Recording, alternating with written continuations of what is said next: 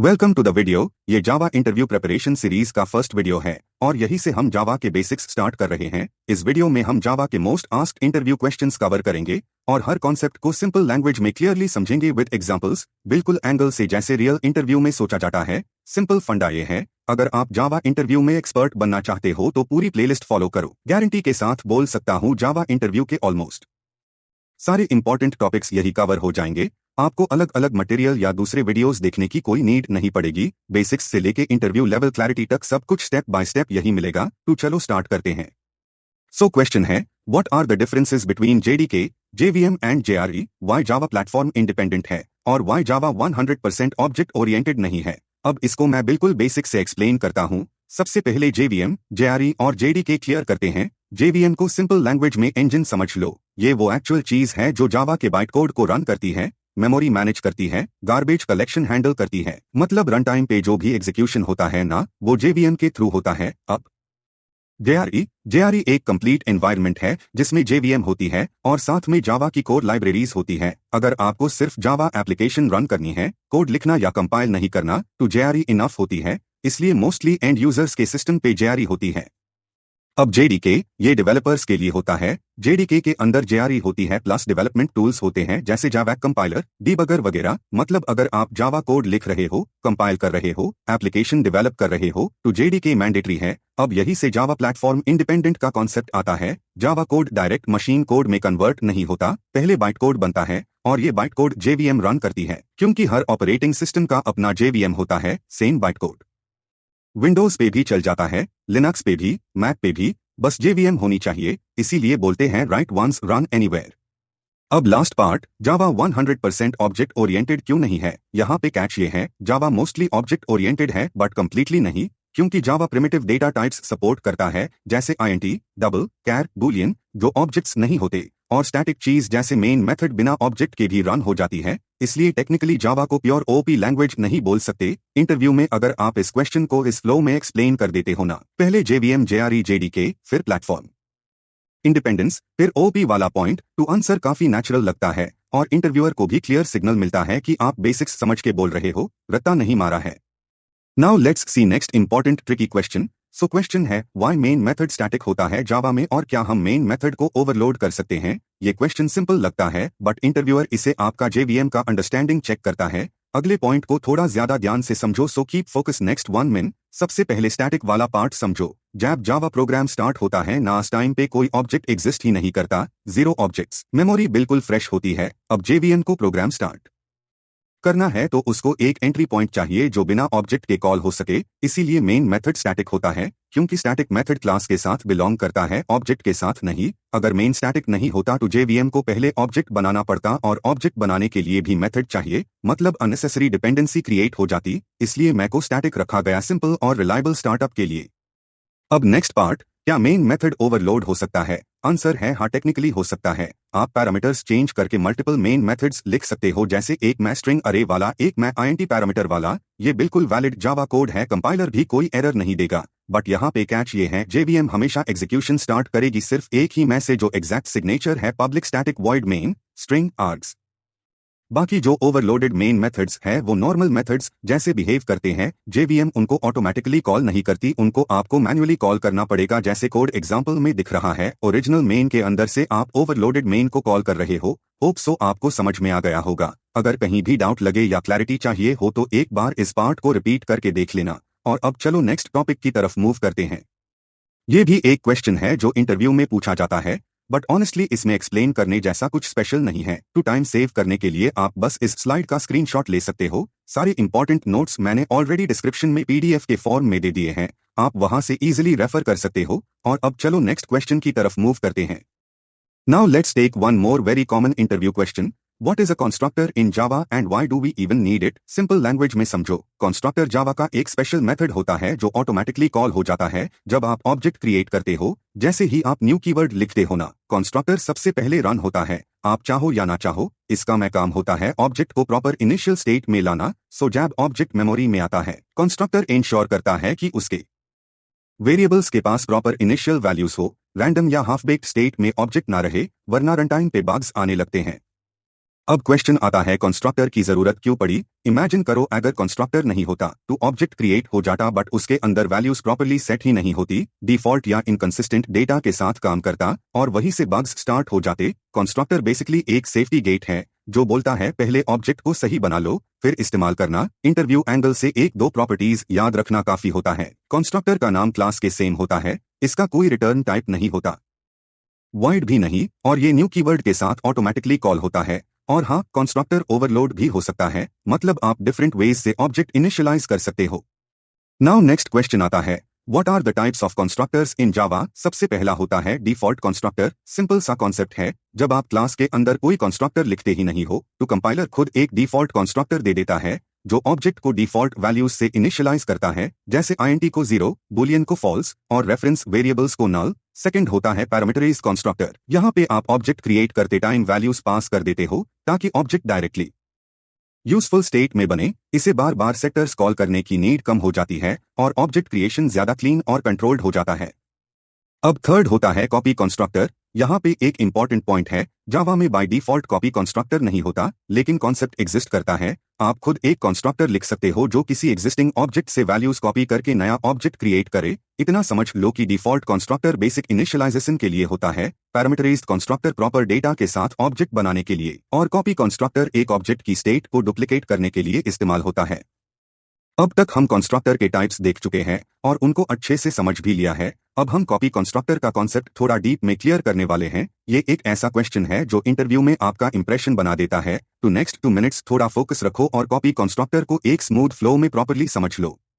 Simple scene imagine करो, आपके पास एक ऑब्जेक्ट है फुली रेडी सही वैल्यूज के साथ, और अब आपको उसी टाइप का एक और नया ऑब्जेक्ट चाहिए सेम डेटा के साथ बट अलग मेमोरी लोकेशन पे। यही पे कॉपी कंस्ट्रक्टर का रोल आता है। कॉपी कंस्ट्रक्टर बेसिकली एक ऐसा कंस्ट्रक्टर होता है जो सेम क्लास का ऑब्जेक्ट पैरामीटर के फॉर्म में लेता है और ऑब्जेक्ट के वैल्यूज को कॉपी करके एक नया ऑब्जेक्ट बना देता है, मतलब डेटा सेम बट ऑब्जेक्ट बिल्कुल नया। इस इमेज में कार का एग्जाम्पल है, एक ओरिजिनल कार ऑब्जेक्ट है जिसमें मॉडल और ईयर सेट है। अब जब हम न्यू कार माई कार लिखते हैं ना, तो ये कॉपी कंस्ट्रक्टर कॉल होता है जो माई कार के मॉडल और ईयर को उठा के कॉपीड कार में डाल देता है। एंड रिजल्ट दोनों कार्स का डेटा सेम है बट दोनों अलग ऑब्जेक्ट्स हैं। यहाँ पे एक इंपॉर्टेंट इंटरव्यू पॉइंट है, Java by default copy constructor provide नहीं करता, आपको खुद लिखना पड़ता है और ये चीज इंटरव्यूअर को बतानी होती है। ये C++ से थोड़ा डिफरेंट है।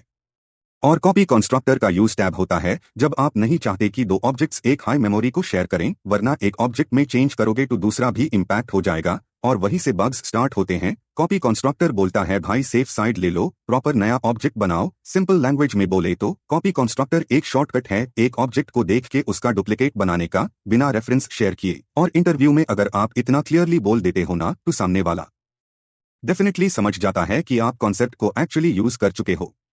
सो यहाँ पे कॉपी कंस्ट्रक्टर कंप्लीट हो गया। होप आपको कॉपी कंस्ट्रक्टर क्लियरली समझ आ गया होगा। अब हम नेक्स्ट और लास्ट 2 इंपॉर्टेंट टॉपिक्स की तरफ मूव कर रहे हैं। बस नेक्स्ट 10 मिनट्स फोकस रखो और पूरा वीडियो एक सिटिंग में कंप्लीट हो जाएगा। चलो लेट्स गो। ऑल राइट, अब जावा मेमोरी मॉडल वाली स्लाइड्स को एक प्रॉपर फ्लो में समझते हैं, बिल्कुल इंटरव्यू फ्रेंडली तरीके से, बिना हैवी टर्म्स के। सबसे पहले एक सिंपल बात याद रखो, जावा में मेमोरी का पूरा कंट्रोल जेवीएम के पास होता है।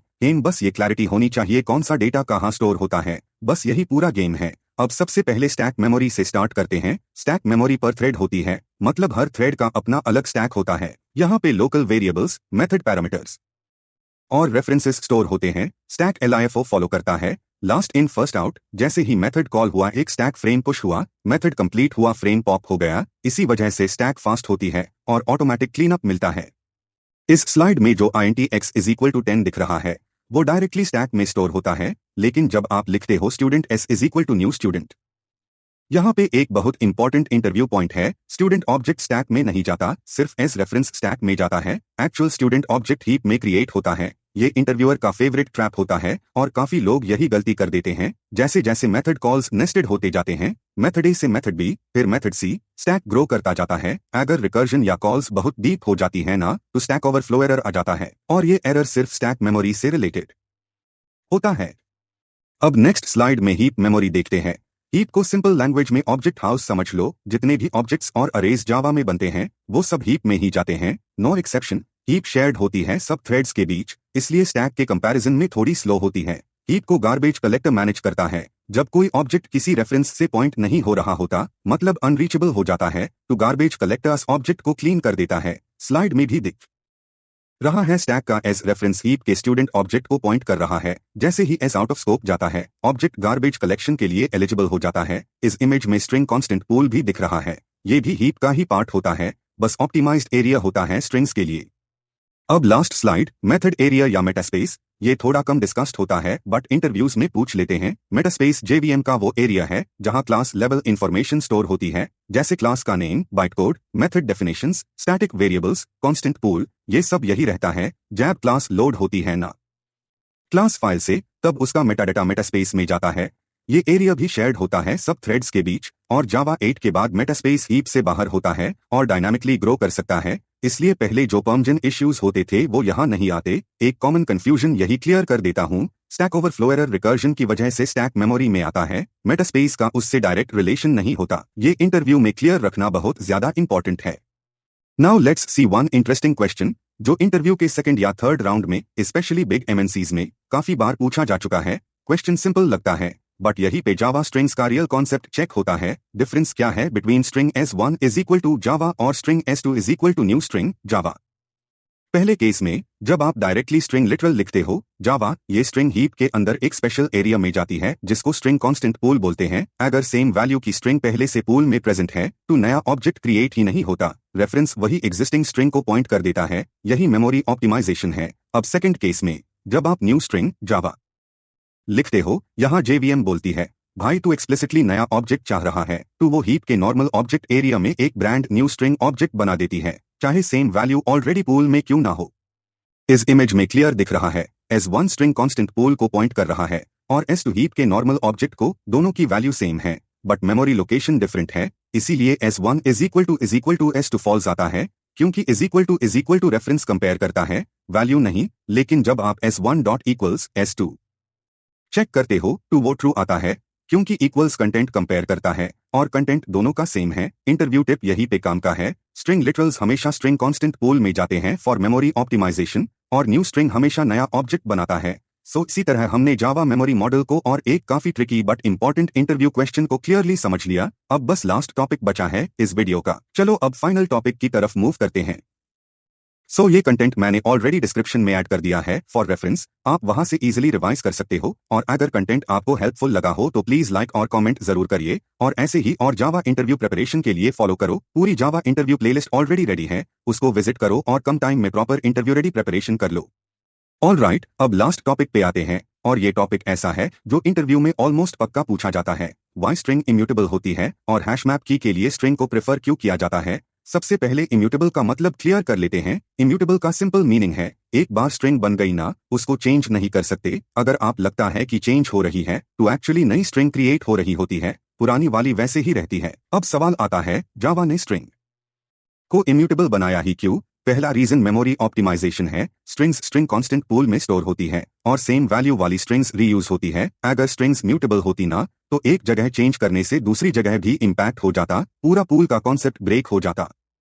Second reason thread safety. String immutable होती है, इसलिए मल्टीपल थ्रेड्स एक हाई स्ट्रिंग को सेफली शेयर कर सकते हैं बिना किसी सिंक्रोनाइजेशन के। ये रियल वर्ल्ड एप्लीकेशंस में काफी इंपॉर्टेंट हो जाता है। Third, security. स्ट्रिंग्स का यूज सेंसिटिव चीजों के लिए होता है, जैसे database URLs, user names, passwords. अगर स्ट्रिंग्स म्यूटेबल होती ना तो कोई भी उनको रन टाइम पे चेंज कर सकता था, जो सिक्योरिटी रिस्क होता। इम्यूटेबिलिटी यहाँ पे सेफ्टी लेयर का काम करती है। अब हैशमैप की वाला पार्ट समझो। हैशमैप इंटरनली हैश कोड यूज करता है की को आइडेंटिफाई करने के लिए, और स्ट्रिंग का हैश कोड उसके कंटेंट पे बेस्ड होता है और क्रिएशन के टाइम कैलकुलेट होके कैश हो जाता है।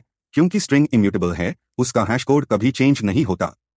अगर की का हैश कोड चेंज हो गया ना तो हैशमैप की को दोबारा कभी ढूंढ ही नहीं पाएगा, और यही से बग्स स्टार्ट होते हैं। इसलिए हैशमैप के लिए स्ट्रिंग परफेक्ट की होती है, स्टेबल, प्रेडिक्टेबल और फास्ट। इंटरव्यू में अगर एक लाइन में बोलना होना तो बोल सकते हो स्ट्रिंग इम्यूटेबल है for memory optimisation, thread safety और सिक्योरिटी, और इसी इम्यूटेबिलिटी की वजह से स्ट्रिंग का हैश कोड स्टेबल रहता है, इसलिए स्ट्रिंग हैशमैप की के लिए बेस्ट चॉइस होती है। बस इतना क्लियरली बोल दिया ना तो इंटरव्यूअर को लगेगा बंदा जावा स्ट्रिंग्स को सिर्फ इस्तेमाल नहीं करता बल्कि उनका बिहेवियर भी समझता है। और इसी के साथ वीडियो का लास्ट टॉपिक भी कंप्लीट हो जाता है। ये एक बोनस टॉपिक है, मोस्टली एक्स्ट्रा प्रिपरेशन के लिए स्पेशली एक्सपीरियंस्ड लोगों के इंटरव्यूज में पूछा जाता है, और अगर आप फ्रेशर हो तो भी इसको फुल अटेंशन के साथ समझने की कोशिश करो। मुश्किल से 3 मिनट्स लगेंगे, बट कॉन्सेप्ट एकदम सॉलिड हो जाएगा। So let's start. सबसे पहले शैलो कॉपी समझते हैं। शैलो कॉपी का मतलब होता है नया ऑब्जेक्ट बनता है, बट उसके अंदर जो इनर ऑब्जेक्ट्स होते हैं ना, उनका एक्चुअल कॉपी नहीं बनता, सिर्फ उनका रेफरेंस कॉपी होता है। सिंपल वर्ड्स में बोले तो आउटर ऑब्जेक्ट अलग होता है, बट अंदर का डेटा सेम जगह को पॉइंट कर रहा होता है। इस इमेज में भी दिख रहा है, ओरिजिनल ऑब्जेक्ट और कॉपीड ऑब्जेक्ट दोनों सेम इनर ऑब्जेक्ट को शेयर कर रहे हैं। इसीलिए अगर आप इनर ऑब्जेक्ट में कोई चेंज करोगे ना, तो वो चेंज दोनों जगह रिफ्लेक्ट होगा, और यही से बग्स आते हैं, जहां आपको लगता है मैंने सिर्फ कॉपी चेंज किया, बट ओरिजिनल भी चेंज हो गया। शैलो कॉपी का एक एडवांटेज ये है कि ये फास्ट होती है और कम मेमोरी यूज करती है, क्योंकि एक्चुअल डेटा डुप्लीकेट नहीं होता, सिर्फ रेफरेंसेस कॉपी होते हैं। अब डीप कॉपी पे आते हैं। डीप कॉपी में सीन बिल्कुल अपोजिट होता है। यहाँ पे सिर्फ आउटर ऑब्जेक्ट ही नहीं, बल्कि उसके अंदर के सारे नेस्टेड ऑब्जेक्ट्स भी फुली कॉपी हो जाते हैं, मतलब हर चीज का अलग अलग क्लोन बनता है। इस केस में अगर आप कॉपीड ऑब्जेक्ट के अंदर कुछ भी चेंज करते हो ना, तो ओरिजिनल ऑब्जेक्ट पे कोई इफेक्ट नहीं पड़ता, क्योंकि दोनों कंप्लीटली इंडिपेंडेंट होते हैं। ये अप्रोच सेफ होती है, बट थोड़ी कॉस्टली होती है मेमोरी और परफॉर्मेंस के पॉइंट ऑफ व्यू से।